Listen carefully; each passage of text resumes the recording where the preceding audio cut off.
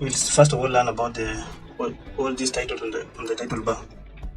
So you have file, edit, image, layer, type, select, filter, 3D view, windows, and help.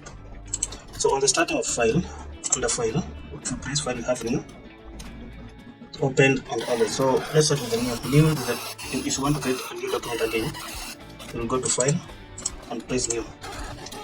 So again, it brings that a new document window where you can choose now different sizes of your document. For example, if you want to choose a square document, you can press 20 by 20. Our measurement here is in centimeters where we left last. Resolution maintain 300, color RGB. All other things leave them the same.